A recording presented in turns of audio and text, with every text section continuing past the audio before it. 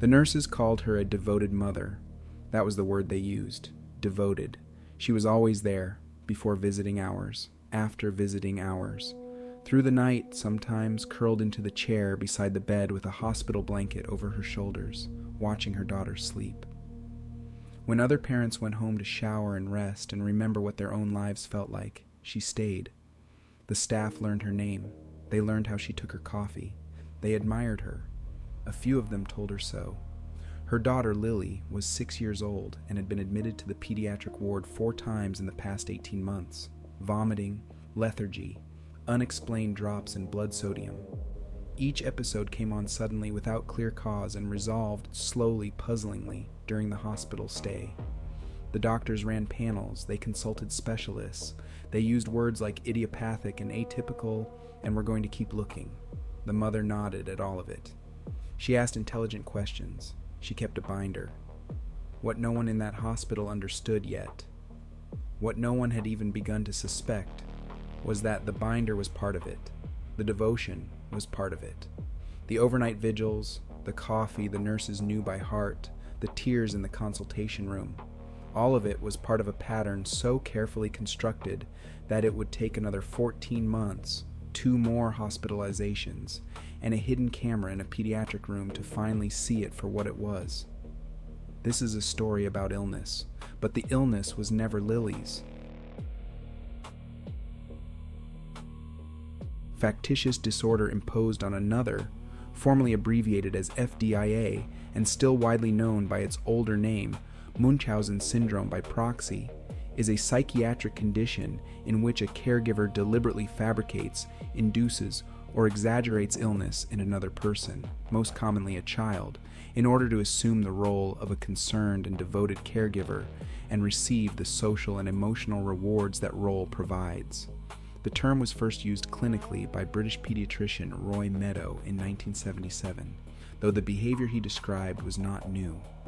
What Meadow identified was a pattern: children with recurring unexplained illnesses, whose symptoms reliably worsened at home and improved in hospital, and whose caregivers, almost always mothers, were unusually present, unusually informed, and unusually resistant to any suggestion that the child might be getting better. FDIA sits at the intersection of child abuse and psychiatric disorder, and that intersection makes it extraordinarily difficult to prosecute, treat, and even classify. The perpetrator is not, in most cases, indifferent to the child's suffering. Many researchers believe they are genuinely distressed by it, distressed by something they are also causing. The internal experience is not fully understood, but what is consistent across cases is the need for medical attention, for the identity of a selfless caregiver, for a role in a crisis. Prevalence is hard to establish precisely because FDIA is, by nature, concealed. Estimates suggest it affects somewhere between 0.5 and 2.8 per 100,000 children annually, though most experts believe this is a significant undercount. The median age of victims is around 4 years old. The median duration before detection is approximately 21 months.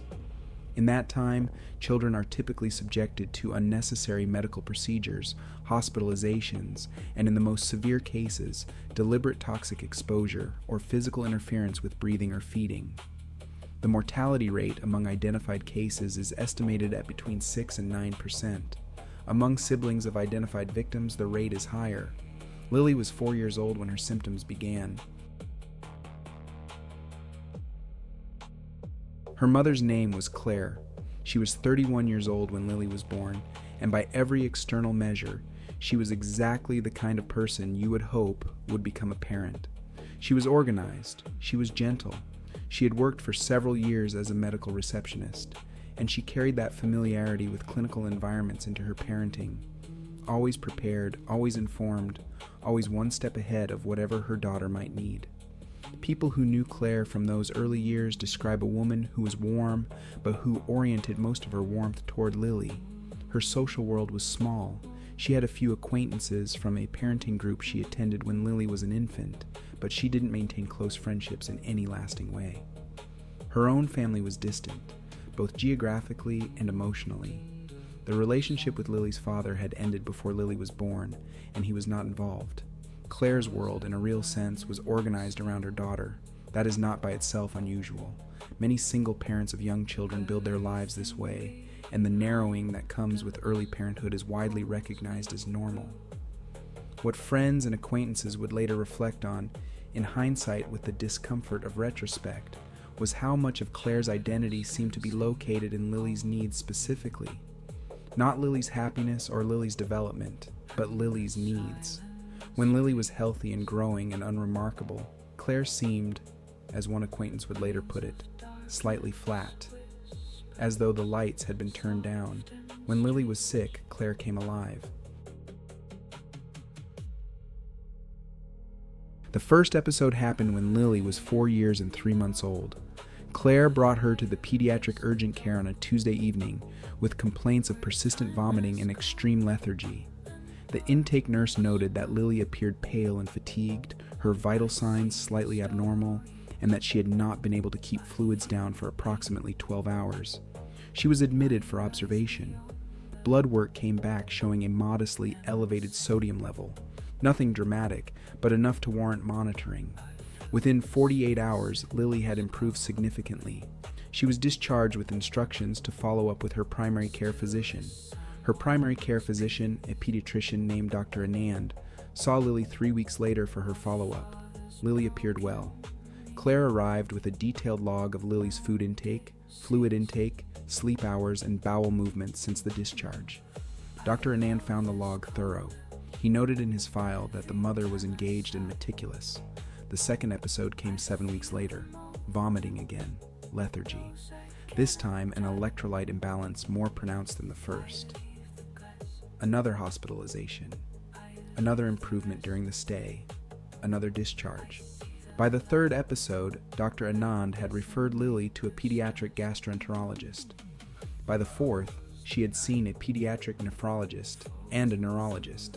Every specialist found the same thing: abnormalities that were real, measurable, and inexplicable. The symptoms were not fabricated in the sense of being invented. Lily was genuinely ill each time she arrived at the hospital. What no one had yet considered was the mechanism.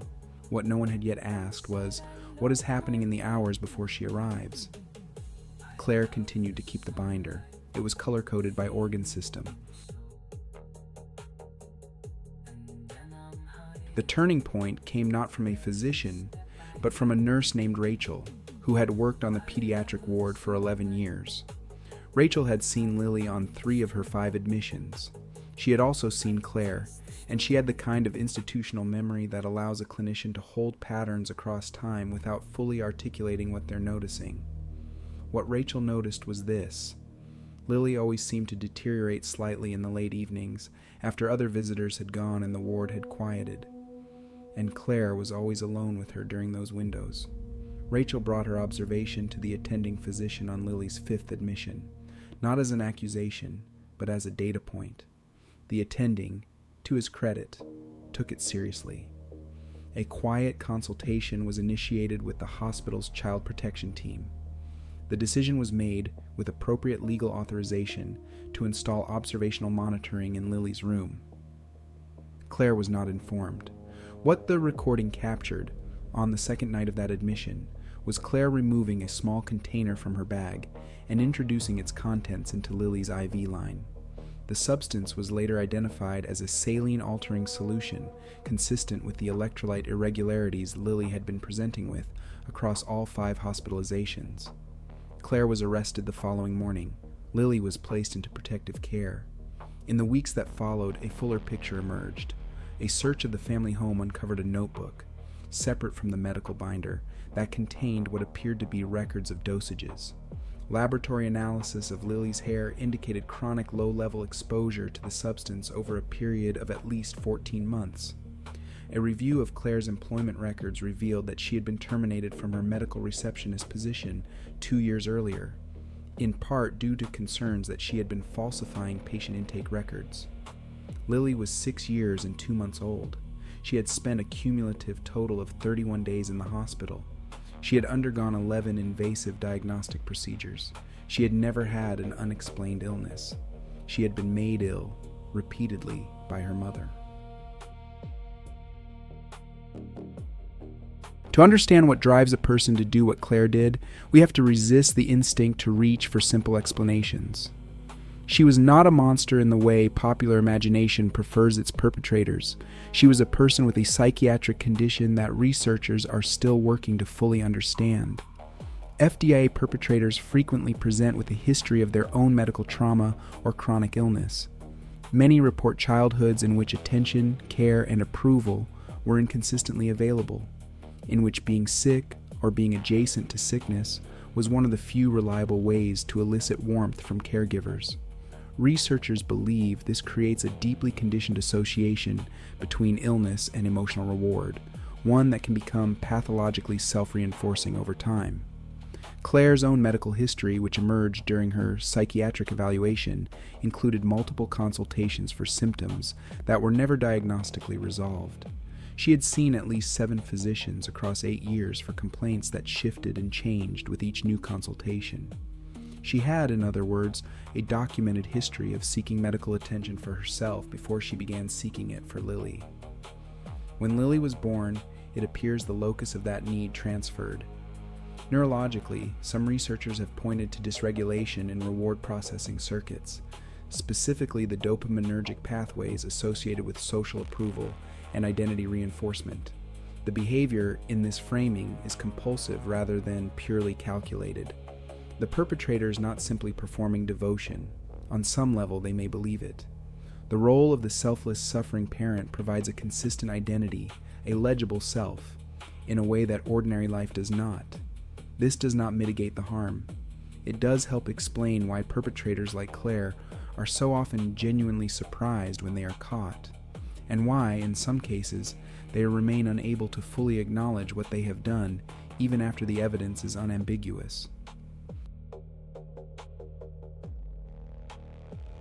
Claire was charged with child endangerment and aggravated assault. She was convicted on both counts and received a sentence that included incarceration and a mandatory psychiatric treatment program. During her psychiatric evaluation, she presented with what clinicians described as a partial acknowledgement of her actions. She accepted intellectually that she had introduced the substance into Lily's IV. She was less able to accept emotionally that she had intended to harm her daughter. Her stated belief, which she held on to throughout her initial treatment, was that Lily had genuinely been ill and that she had been trying to help. The psychological distance between those two statements and the reality of what the recording captured is itself a clinical phenomenon, a form of motivated dissociation that researchers in this area have documented repeatedly in FDIA cases. Lily was placed with a foster family, and after a period of evaluation, with her maternal aunt. Follow-up assessments conducted over the next 2 years found no lasting physiological damage. Her medical presentation normalized completely following separation from her mother. She did not require any further hospitalizations. What the long-term psychological impact on Lily will be remains an open question. Children who experience FDIA frequently develop their own complicated relationships with illness, medical authority, and trust. Some develop somatic symptom disorder. Some internalize the sick child identity so thoroughly that it persists into adolescence. Lily was 6. She was young enough that the trajectory is not yet written. What FDIA reveals about the human mind is something most of us would prefer not to sit with. That harm can be administered through love, or through something that functions like love, that wears its shape precisely, that fools the people around it, and perhaps even the person enacting it. Claire did not hate her daughter. That is, in some ways, the most disturbing part of this story. The attachment was real. The distortion was real. And between those two real things, a child spent 14 months being made sick by the person she trusted most in the world. The binder was color-coded. The nurses admired her. The lights came on when Lily needed her. That is what makes this condition so difficult to see and so important to understand. If you like unsettling psychology, like and subscribe for a new diagnosis each week.